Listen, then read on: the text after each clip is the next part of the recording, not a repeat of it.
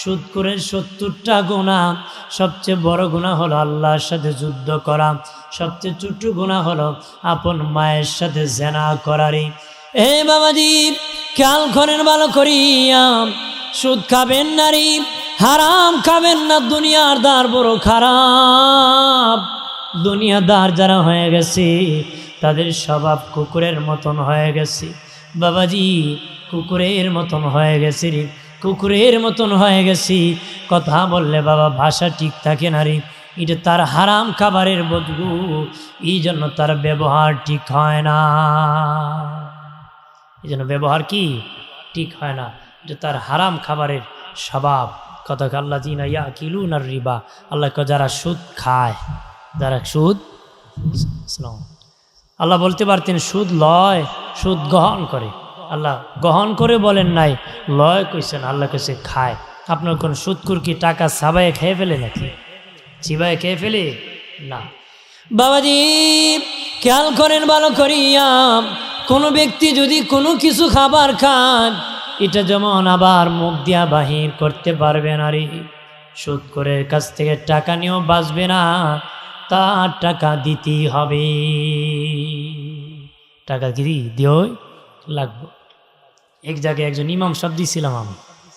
এই ইমাম সাহেব কিছুদিন পরে ভাই আমি থাকবো না। কেন? অবস্থা ভালো না, এলাকায় সুদ খায় বেশি। এই খায় খায় কি আমার দি মসজিদের সভাপতি, এবারও সুদ খায়। এবারে কি সুদ খায় কয় এবার তাহাজ্জুদের নামাজে মসজিদে। তুই খবর নিলাম এবার তাহাজ্জুদ প্রতিদিন এক টাইমে কীভাবে আসে। শুনলাম সে এশার নামাজ পড়ে বাড়ি যায়, খাবার খেয়ে একটা ছাতা আর একটা লাঠি নিয়ে বেরিয়ে যায়, গ্রামে গ্রামে ঘুরে সুদের টাকা উঠে যায়। রাত্রে তো মানুষ ঘরে থাকে, দরজাকে ডাক দেয়। এ সারা রাত ঘুরতি মারে, শেষ দিকে আসে মসজিদে ঢুকে তাহাজ্জুদ পড়ে। কত বড় বুজুর্গ, কতক্ষণ ঠিক কিনা জোরে বলে। আমার প্রাণের বাবাজি খেয়াল করেন ভালো করে, অপ্রাণের দুস্থ বুজুর্গরা, সুদ নিবেন না, সুদ খাবেন না, সুদ ধরবেন না, সুদের সাক্ষী হবেন না, সুদের সাক্ষী হবেন না। বাবাজি মুরব্বী বাবাজি যারা আছেন, সুদের বিচার করে সুদের পাওনা পাওয়া দিবেন না। প্রাণের বাবাজি খেয়াল করেন ভালো করে, বাবাজি সুদের কারবার বেড়ে গেছে, ধার দেওয়া কমে গেছে। কেউ কাউকে ধার দেয় না সুদের কারবার বেড়ে যাওয়ার কারণে। অথচ বাবাজি দান করার চেয়ে ধার দেওয়ার মধ্যে সব বেশি। কেউ যদি 5,000 টাকা কাউকে দান করে যে সব হবে, কোনো ব্যক্তি যদি কার কাছ থেকে ধার নিতে আসে, ওই ধারে 18 গুণ সব আরও বেশি হয়ে যাবে। কয় গুণ বাড়বে? সব 18 গুণ সব বেশি হয়। 18 গুণ কেন হইব? টাকা তো ফেরত পাইব। টাকা ফেরত পেলে লাভ বেশি না যেটা আর পাইতাম না এটা লাভ বেশি? যেটা পাবো না পাবো, যেটা এটাতে লাভ বেশি, কিন্তু যেটা ফেরত পাবো এটাতে সব বেশি। সুবহানাল্লাহ। যেটা ফেরত পাবো এটাতে সব কি? প্রাণের বাবাজি কেমনে সব বেশি জানেননি? কিভাবে সব বেশি? একজন লোককে আপনি 5,000 টাকা দান করলেন, ওই সময় লোকটার প্রয়োজন না হতে পারে, তার কাছে আরো 10,000 টাকা থাকতে পারে, তার ওই সময় দরকার না হতে পারে। কিন্তু যেই লোকটা আপনার কাছে ধার নিতে আসছে, অসহায় হয়ে আপনার কাছে এসেছে, হয়তো তার বিবি অসুস্থ, ডাক্তার দেখাবে, ছেলে অসুস্থ, ডাক্তার দেখাবে, মায়ের জন্য ওষুধ এনে দিবি, বাবার জন্য ওষুধ এনে দিবি, অথবা কঠিন বিপদে পড়ে গেছি, এই জন্য তোমার কাছে ধার চেয়েছে। বাবাজি যাকে দান করছো তার প্রয়োজন না হতে পারে, কিন্তু যে ধার নিতে এসেছে তার কঠিন বিপদে পড়ে এসেছে। বাবাজি ওই যে বান্দার কঠিন সময় সহযোগিতা করেছেন, এই জন্য আমার আল্লাহ তোমার আমল নামায় দানের চেয়ে আরো 18 গুণ সব আমল নামায় দিয়ে দিবি। সুবহানাল্লাহ। এখন সুদের কারবার বাড়ছে, ধার দেওয়া কমছে। আর যারা কারে ধার দিব, জেরে দিছে, হে বেটার ধার নিয়ে ফলাইয়া যায়, পরে বাড়ি চালান দেওয়া পাওয়া যায় না। কতক্ষণ পাওয়া যায়? নেওয়ার সময় খুব কাকুতি মিনতি করে পিঠ মালিশ দিয়ে নিব, আর পরে হে বেটার কাকারা দেখলে লুঙ্গি খান্দে উঠে বোন কোনাকুনি দৌড়ে কথা আছে কি না? এই কমে গেছে, মানুষ সম্পর্ক নষ্ট হয় কেন? যারা নেই তাদেরও আমানতদারি ঠিক রাখে না। কথা ঠিক কিনা? আমরা যদি ইসলামের প্রতি আসতাম তাহলে উভয়ই জীবন বাঁচত, আপনি ধার দিয়ে সব হতো, ও আপনার কাছে নিয়ে তার হালাল পন্থায় জিন্দিগি কাটাতে পারত, ঠিক কিনা বলে? কিন্তু আমাদের হারামের ছোঁয়াছুঁই ভরে গেছে, দুনিয়াটা হারাম কাজে বেড়া জালে আবদ্ধ হয়ে গেছে মানুষ, ঠিক কিনা বলে? আমার বানের বাবাজি খেয়াল করেন ভালো করে, ও বাবাজি, এই জন্য ধার কিভাবে দিবেন, যে ধার নিবে সে কিভাবে নিবে মন গড়া নেওয়া যাবে না, দিমুনে বলে নেওয়া যাবে না, ডেট নির্ধারণ করতে হবে। আজকে এত তারিখ নিয়েছি, আগামী এত তারিখ আপনার পাওনা আপনাকে দিয়ে দিব, দে বেটা দিমুনে খাল খুঁজে লেগে আছে না? এরপরে কত খাল খুঁজে যায়, দেখ বেটা নিছিল 10,000 টাকা দা, দেখো রবিবারে ব্যাংকটি উঠাই দিলে, কিবারে? রবিবারে। এবারে প্রতি রবিবারে আইলি উঠাই দিব, রবিবার গেলে ভাই উঠাইতে পারছি না, আগামী রবিবারে বেচারা ধরছে, ভাই আমার টাকাটা দিতা না, দিমুনে এত মানুষের সামনে তুমি আমার শরম দিলা, কয় টাকা পাইবে তুমি? এইভাবে বলে না, বলে গুসর চুরি বেটা আর টাকা গুছবো না, একদিন দিস নি। কি কয়? একদিন দিস নি। একো ভাই কোন দিন? ও কিয়ামতের দিন দিস। একো ভাই আরো 10,000 টাকা দে। 6 মাসের বেশি কেউ সময় দিছে না, তুমি কিয়ামত পর্যন্ত সময় দিস, জন্য হ্যাঁ আরো 10,000 চায়। তাহলে আমাদের মন্তরে শেষ বিচারের ভয় নাই। আমার প্রাণীর দুস্থ বুজুর্গানি এলাকার বাবাজি ও মা বোনেরা ভালো করে শুনে নাও, ধার দিবা কেউ যদি বিপদে পড়ে যায় তাকে ধার দেওয়ার চেষ্টা করবেন। যারা আপনারা নিবেন আপনারা ডেট অনুযায়ী সেটা পরিশোধ করবেন, আদায় করে দিবেন। তবে যখন ধার দিবেন বাবাজি এমনি এমনি দিবেন না, ডেট নির্ধারণ করে দিবেন, এত তারিখ দিবেন, লিখে রাখবেন, লিখতে হবে রে। যারা লিখবেন যদি লিখে না দেয়, আল্লাহ কয় লেখনেওয়ালা লিখে দিবে না কেন? তোর লেখার ক্ষমতা আমি দান করেছি, তোর লেখার ক্ষমতা আমি আল্লাহ দান করেছি, লিখি দাও। তবে লেখনেওয়ালা কম লেখিও না, বেশি লেখিও না, যা নিয়েছে তার একবারে। আমার দেশে যারা লেখি তারাও বাবাজি কম লেখি বেশি লেখিরি মামলা করতে বাবা, মিথ্যা লিখতে লিখতে 32 পৃষ্ঠা লেগে, যেন 32 বছরে বাবাজি 64 সেন্টেন্স শিখতে পারে, ঠিক না? 32 বছরে মানে 34টা সেন্টেন্স শিখতেইব, ইমাম লাগাইতে দিছে লাগাই হাসা লিখলে মিয়া পয়লা দিনই শেষই কথা ঠিক না? আর বেটা ঘুরে আর যায়, বেটা 500 আর 700 আর 1000 পায়, ডিগবাজি করে, কথা করা জোরে বলেন না ভাইরা আমার। খেয়াল করেন ভালো করে, ও বাবাজি লিখতে গেলে সত্য লিখতে হবে রে, মিথ্যা লেখা যাবি না। লিখলে আল্লাহর আদালতে জবাব দিতে পারবা না, কম লিখলেও জবাব দিতে পারবা না, বেশি লিখলেও জবাব দিতে পারবে না। যা লেখা দরকার তা লিখতে হবে। তুমি যদি ইনসাফ না করো, তুমি আদালত যদি তোমার সঠিকভাবে না কাটাও, আমার আল্লাহর আদালতে বিচার কঠিন হবে রে। ওই দিন তুমি বেশি লেখার কারণে কোনো না কোনো মানুষ কান্না করেছে রে। লিখনেওয়ালা তোর লেখা কম বা বেশি লেখার কারণে কোনো না কোনো ব্যক্তি কান্না করেছে, চোখের পানি ছেড়ে কেঁদেছে। কতদিন কেঁদেছে? 40 বছর 50 বছর কেঁদেছে রে। আর তোর তো কপাল পুড়ে গেছে হাসরের মাটি, হাজার হাজার বছর চোখের পানি ছেড়ে কান্না করতে হবে। ওই লিখনিওয়ালার কপাল পুড়ে গেছে রে, যে সঠিক লিখে নাই। কপাল পড়ছে কি না? পড়ে গেছে। আমাদের দেশের শিক্ষিত লোক সুর বেশি, শিক্ষিত লোক সুর কি বেশি। মূর্খ লোক তো চুরি করলে ফাটা চুরি করে, মোবাইল চুরি করে, গরু চুরি করে। আর শিক্ষিত লোক রাষ্ট্রের দায়িত্ব পেয়ে ফাইল টাকায় ঘুষ খায়, কতক্ষণ ঠিকই না?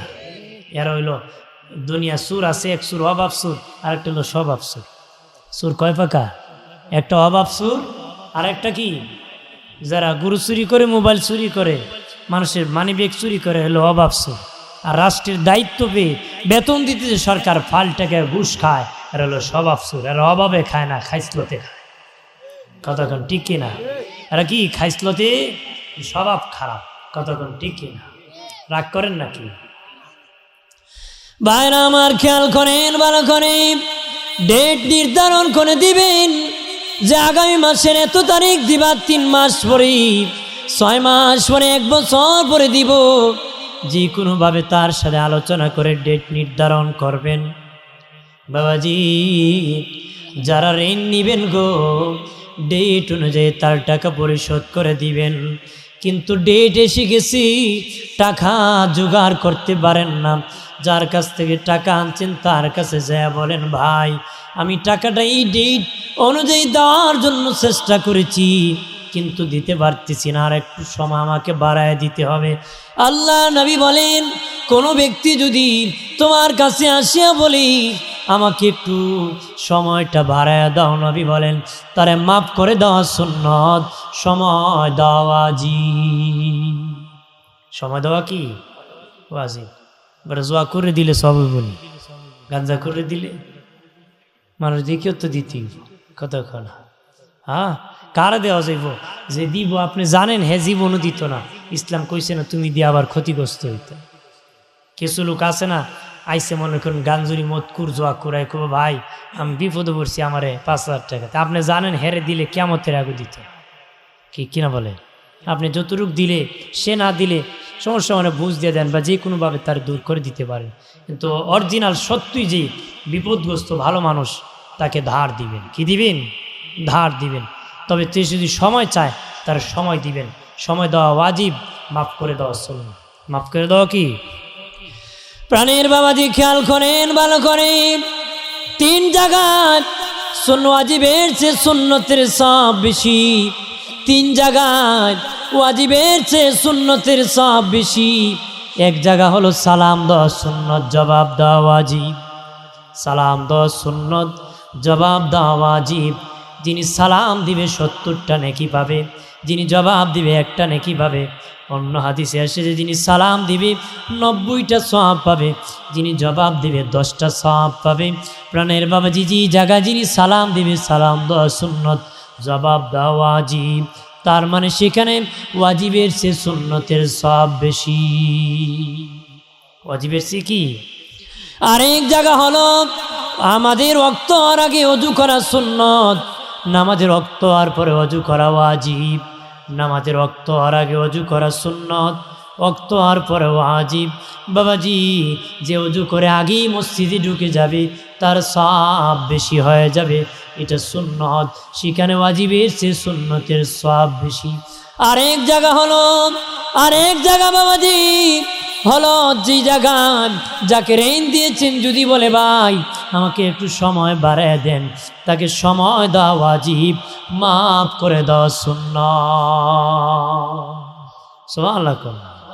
ইসলাম কত সুন্দর বিধান দিয়েছে। আজকে এটা কমে গেছে, শয়তানি বেড়ে গেছে, সুদ বেড়ে গেছে। কতক্ষণ ঠিক কিনা? বাড়ছে কিনা? সুদ বেড়ে গেছে বাবাজি, খেয়াল করেন ভালো করিয়া। মানুষের পাওনা আদায় করবা বহু লোক আছে, ধার নিয়েছে আদায় করে না, দোকান থেকে বাকি নিচে বাকি দেয় না, জায়গা দখল করে ফেলেছে, জায়গা বুঝায় দেয় না, বাতিজা ছোটু তার জায়গা নিয়ে গেছে। বাবাজি, যারা দুর্বল আছে তার জায়গা দখল করে ফেলেছে। এমন লোক আমাদের দেশে জালিমের অভাব নাই, আছে না? নেই? বড় লঙ্গি খান্দো বান্ধিয়া কোদাল নিয়ে আইল খাটা আরম্ভ করলে উপায় নাই। কথা খানা বড় 2.5 কেজি ওজনের কোদাল বানাইছে। কয় কেজি ওজন? হে 2.5 কেজি। এক কুবু রাস্তার এক কোনা ভাঙ্গে আইল। এক কোনা কি আছে কি না? লেমটি খাসাইছে, আটুর উপর উঠেছে, কবিরা গুনাহ করছে। আর বেড়া ওরাতে 2-4 মন ঘুষ দিয়ে আছে, লোকরে দেখায় কয় মাইর করতে। কথা খানা আছে কি না? বুঝা যায় এ দুনিয়া বাড়াইলেও জায়গা আমার 30 শতক, এ কুবায় বানাইতে আছে 32 শতক।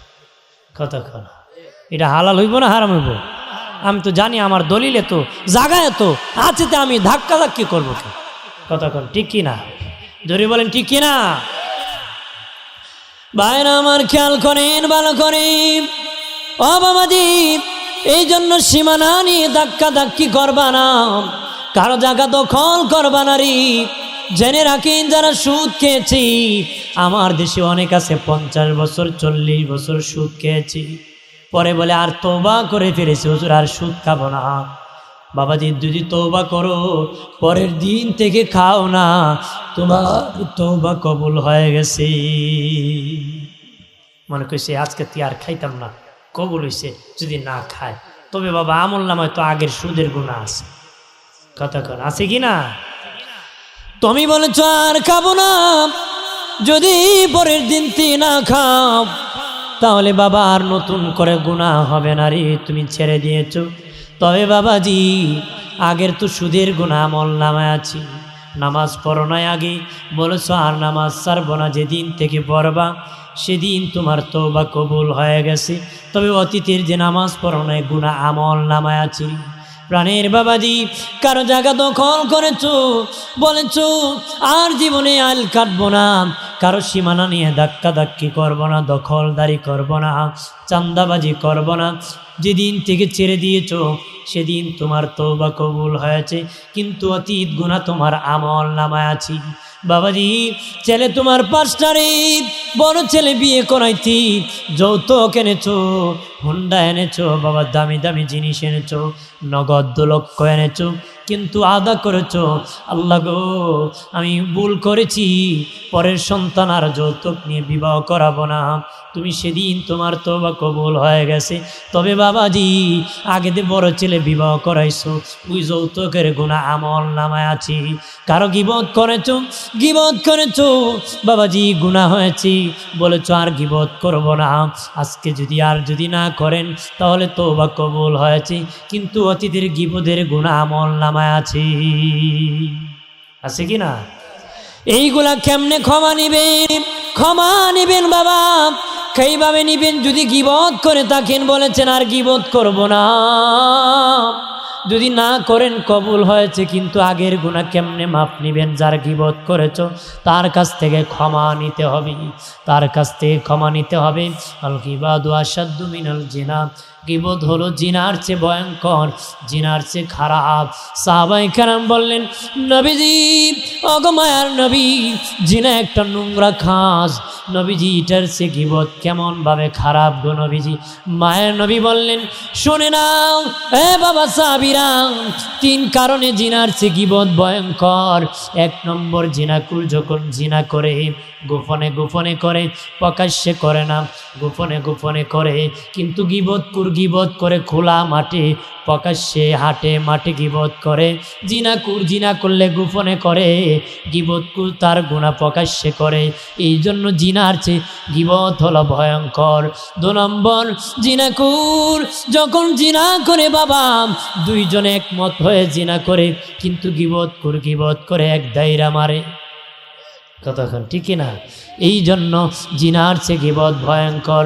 3 নম্বর জিনাকুর জিনা করে অনুতপ্ত হয় লজ্জিত হয় আল্লাহর কাছে নিজেকে শর্মিন্দা মনে করে কিন্তু গীবত করে বীর বাহাদুর মনে করে শক্তিশালী বীর মনে করে এই জন্য জিনার চেয়ে গীবত ভয়ঙ্কর যার গীবত করবেন তার কাছ থেকে ক্ষমা না নিলে আমার আল্লাহ তোমাকে ক্ষমা করবে না রে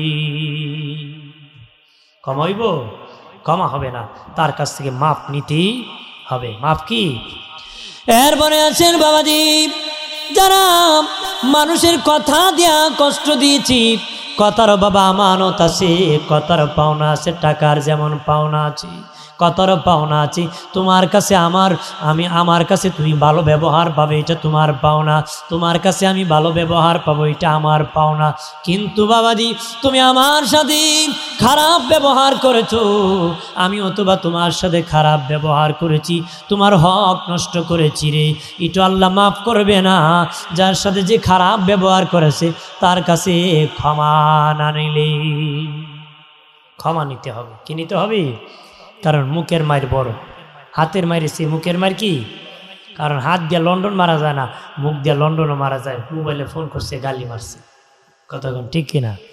হাতের মায়ের চেয়ে মুখের মায়ের বড় বাবাজি, খেয়াল করেন ভালো করিয়া, মানুষকে জবান দিয়া কষ্ট দিবেন না, কষ্ট দিবেন না বাবাজি।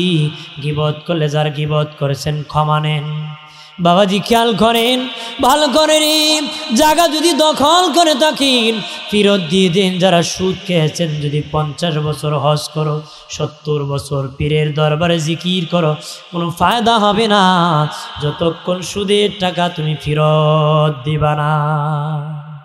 কার টাকা? সুদের টাকা। কারে ফেরত দিবেন? যার কাছ থেকে অতিরিক্ত এনেছিলেন তারটা তারে ফেরত দিতে হবে। যার কাছ থেকে অতিরিক্ত এনেছেন তার কাছে কি ফেরত দিতে হবে। যদি ফেরত না দেন, এই মাল নিয়ে জান্নাতে যাওয়া যাবে, এটা দোজখে যাবে। এটা দিতে হবে তোমার। কখন দিবা সামনে বলতেছি।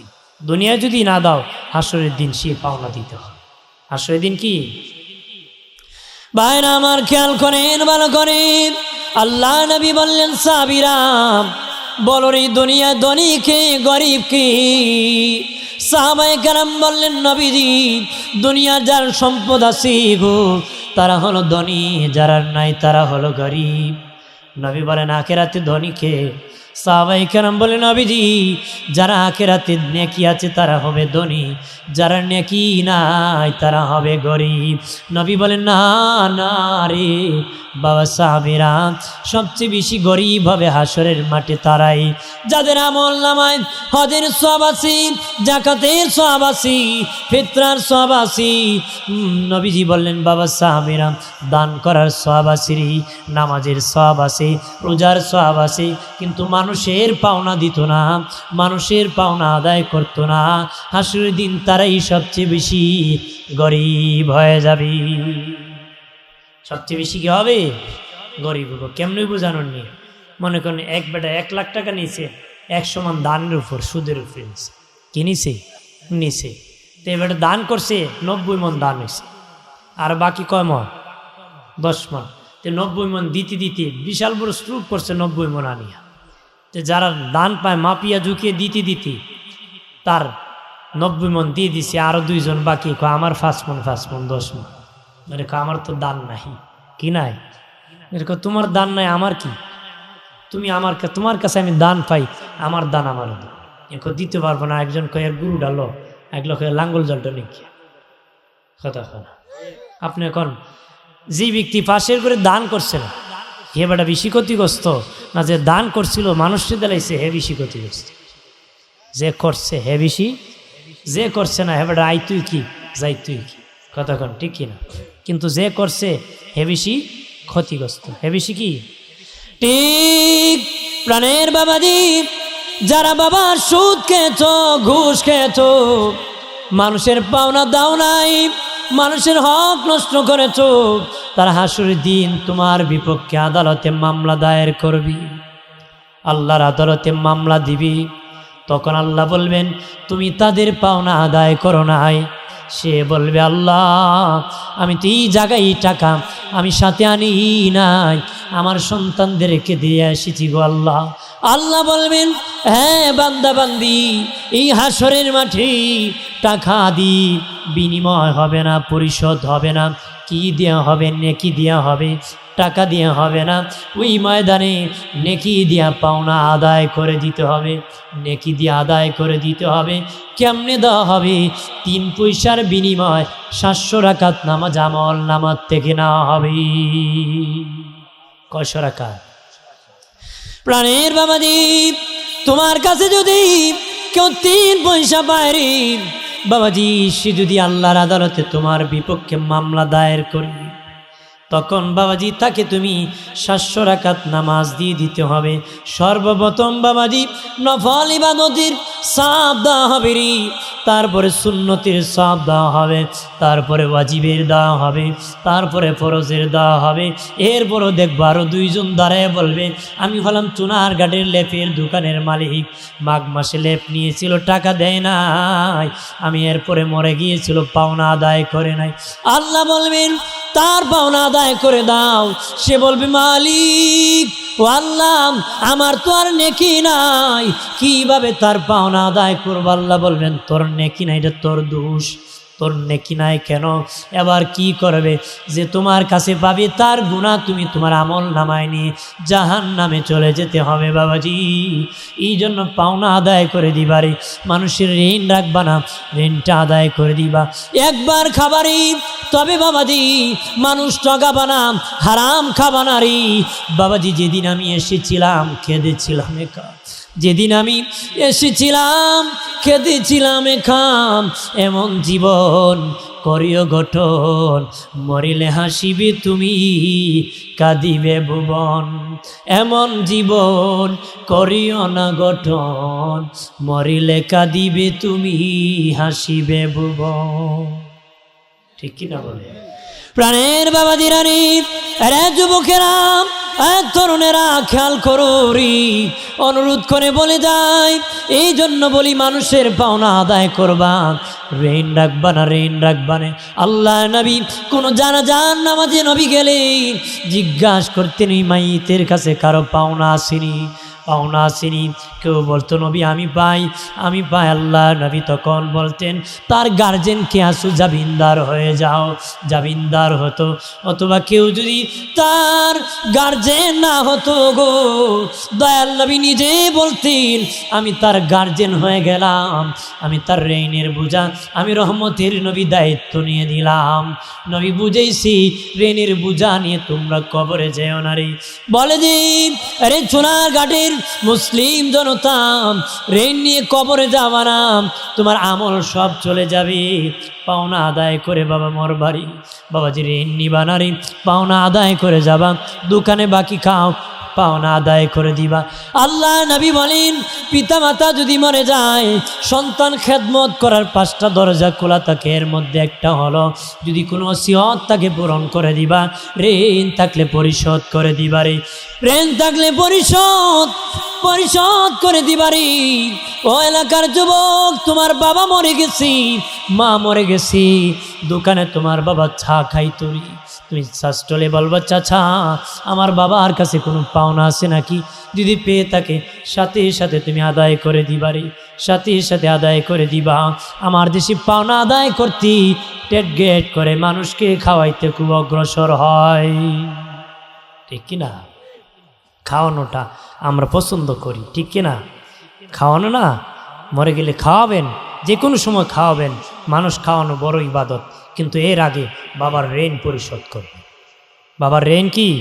নিজের অথবা তোমার বাবার ঋণ আগে পরিশোধ করবা। ইন্তিকাল আগে কারো পাওনা আছে কি না খবর নিয়ে সেটা পরিশোধ করবা। রাজি আছি?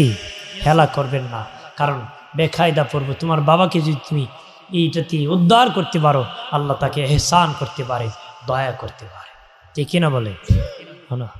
প্রাণের বাবাজি খেয়াল করেন ভালো করে, ও দোন প্রাণের দুস্থ বুজুর্গরা, এই জন্য বলে যে মানুষের পাওনা আদায় করবারই বাবাজি ঘুষ খাবেন না, সুদ খাবেন না, কোনো জায়গা নাই ঘুষ চলে না, সব জায়গায় ঘুষ চলে। বাবাজি তহসিল অফিসে যান ঘুষ লাগে, ইউনিয়ন অফিসে যান ঘুষ লাগে, জায়গা রেজিস্ট্রারিতে ঘুষ লাগে, এমনকি ঘুষ এত রঞ্জে রঞ্জে চলে গেছে বাবা, ডাক্তার দেখাইতে যায় 80 নম্বর সিরিয়াল 100 টাকা দিলে 1 নম্বর ধরায় দেয়।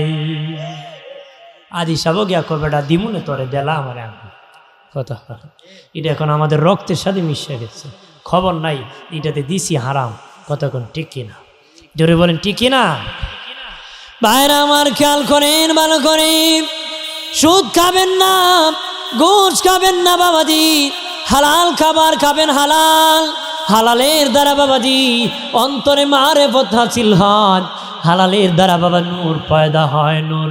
আমাদের ইমামুল আজম আবু হানিফা রহমতুল্লাহ আলাইহি কি ওনার ছাত্র ইমাম মোহাম্মদ রহমতুল্লাহ আলাইহি দাওয়াত করলেন, উস্তাদজি আমার বাড়িতে আপনার দাওয়াত। ইমামুল আজম আবু হানিফা রহমতুল্লাহ আলাইহি দাওয়াত খেতে তার বাড়িতে ওনার ছাত্রের বাড়িতে গিয়েছেন।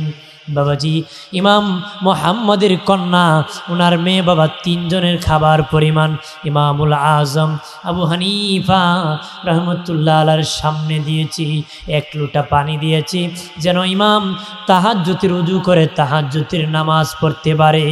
ভাইরা আমার খেয়াল করেন, ভালো করেন, ইমামুল আজম আবু হানিফা রহমতুল্লাহ আলাহ তিনজনের খাবার একে খেয়ে ফেলেছেন, তিনজনের খাবার একে খেয়ে ফেলেছেন। চেয়ার আসেন, আছো এই উপরে আসো।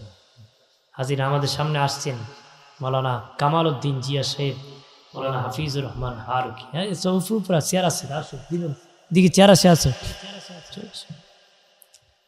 আমার বন্ধু ফ্রেন্ড ভালো আলেম মারহাবা ইমাম সাহেব চাস্তুল ভাই মারহাবা কও। আমার প্রাণের বাবাজি খেয়াল করেন, ভালো করে, বাবাজি তিনজনের খাবার দিয়ে দিছে। আমার ইমাম আবু হানিফা তিনজনের খাবার একে খেয়ে ফেলেছেন, কিন্তু এক লোটা পানি ওযু বানান নাই। বাবাজি ফজরের নামাজ পড়ে ইমামুল আজম বাড়ির দিকে রওনা করবেন, তখনই বাবাজি হযরত ইমাম মোহাম্মদের কন্যা বলে, বাবা আপনার ইমাম হলো ইমামুল আজম, বড় ইমাম, আপনার ইমাম শুনেছি আল্লাহওয়ালারা যারা কম খান, কিন্তু আপনার ইমাম তিনজনের খাবার একে খেয়ে ফেলেছি। শুনেছি আল্লাহওয়ালারা তাহাজ্জুদ পড়ে, আপনার ইমাম ওযুর পানি রেখেছে, ওযুই বানায় নাই। শুনেছি আল্লাহওয়ালারা ফজরের পরে মুরাকাবা মুশাহাদা করে, কিন্তু আপনার ইমাম ফজরের নামাজ পড়ে বাড়ির দিকে রওনা করেছে। আমি জিজ্ঞেস করতে চাই, জিজ্ঞেস করেন। ইমাম মোহাম্মদ বলে, মা আমার সাহস নাই, আমার ইমামকে জিজ্ঞেস করব, তুমি জিজ্ঞেস করো। ইমামুল আজম আবু হানিফা রহমতুল্লাহ আলাইহি বাবাজি ওনার ছাত্র ইমাম মোহাম্মদ ডেকে বলেন, উস্তাদজি আমার কন্যা আপনাকে কয়েকটা প্রশ্ন করতে চায়। ইমামুল আজম বললেন, বলো বলো কি প্রশ্ন, শুনেন। শুনেছি আল্লাহওয়ালারা কম খায়, কিন্তু আপনাকে তিনজনের খাবার দিয়েছি, একে খেয়ে ফেলেছেন। আমার ইমাম ইমামুল আজম আবু হানিফা রহমতুল্লাহ আলাইহি বলে, মা আমাকে যখন তুমি তিনজনের খাবার দিয়েছো, আমি ইমাম ওই খাবারের মধ্যেই দেখলাম নূর উঠতেছে, এত হালাল খাবার, এই খাবারটা গো মা এত হালাল, এই খাবার থেকে নূর নূর দেখতে পেয়েছি। আমি খাবারটা বেশি খেয়েছি কেন, আমার অন্তরে মারেফত হাসিল হবে হালাল খাবারের দ্বারা। আমি তিনজনের খাবার খেয়ে ফেলেছি, আমি ইমাম কম খাই কিন্তু আজকে বেশি খেয়েছি। ওই খাবারে তুমি হলো আল্লাহু আকবার, আমি জালেমে আকবার। আল্লাহু আকবরের শান রক্ষা হবে, জালেমে আকবরকে মাফ করে। প্রাণের বাবাজি এদিকে যাব না, এটাই আমি বলবো, হারাম খেলে বাবা দোয়া মোনাজাত কবুল হয় না রে।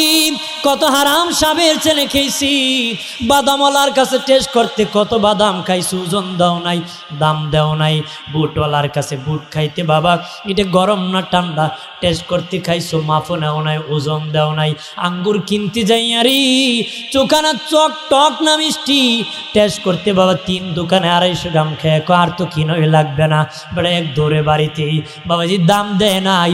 ঈদে গুনাহ করেছেন হাসরের মাটি, হাসরের মাটি। বহু বাবা কোটিপতির সন্তান বাদামওয়ালার পিছে ঘুরতে হবে, বুটওয়ালার পিছে ঘুরতে হবে রে বাবাজি, আঙ্গুরওয়ালার পিছনে ঘুরতে হবে, বড়ইওয়ালার পিছনে ঘুরতে হবে। কপাল পড়ে গেছে বাহাদুরি, সেদিন আল্লাহ দেখ সেদিন শেষ করে দিবে রে, সেদিন বাহাদুরি থাকবে না রে। অনুরোধ করে বলি, কোনো কিছু যদি খাও সেটার মাপ নিবা, নতুবা ওজন দিয়ে বাবাজি টাকা দিয়ে দিবারে। একজন আল্লাহর ওলি হজ করতে মক্কায় গিয়েছেন বাবাজি, উনি খেজুর কিনতে গিয়েছিলেন, দোকানে 2টা খেজুর খেয়ে টেস্ট করেছিলেন, উনি এটা ওজনে দেন নাই, দামও দেন নাই, বাকি খেজুর কিনে বাড়ি ফিরবেন 3 মাসের রাস্তা। 3 মাস হাঁটিয়া যখন ওনার বাড়ির মসজিদে নামাজ পড়তেছেন, পিছনে ফিরিস্তা কানাকানি কথা বলতেছে। ফিরিস্তা একজন আরেকজনে কয়, উনি জানোস নি কে? কয় 3 মাস ধরে তার সেজদার দোয়া আমার আল্লাহ কবুল করে নারী। একজন ফিরিস্তা কইতেছে, আল্লাহর ওলির কান খোলা, তো ওনাদের কান কি খোলা, উনি শুনতেছে। আরেক ফিরিস্তা কয়, কেন রে? কয় মক্কার বাজারে খেজুর কিনতে রে, টেস্ট করতে 2 খেজুর খেয়েছি, দাম দেয় নাই, এই জন্য তার দোয়া মুনাজাত সেজদা আসমানের মালিক কবুল করে না। উনি শুনিয়া আর 3 মাস হাঁটিয়া মক্কায় গিয়েছে, যে দোকান থেকে খেজুর কিনেছে দেখে আগে একজন বৃদ্ধ লোকের কাছ থেকে কিনেছে, এখন দেখে বাবা একজন জোয়ান যুবক ছেলে বসে আছে।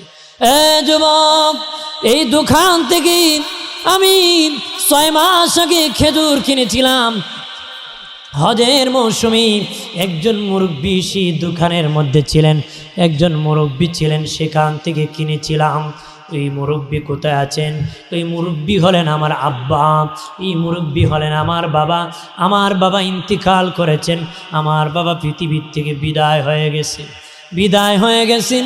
তখন আল্লাহর ওলি ডেকে বলি, যুবক, তোমার বাবার দোকান থেকে আমি খেজুর কিনতে 2টা খেজুর আগে খেয়ে টেস্ট করতে দাম দেই নাই রে, ওইটার 2টার মূল্য দেওয়ার জন্য আমার বাড়ি থেকে হেঁটে হেঁটে এসেছি।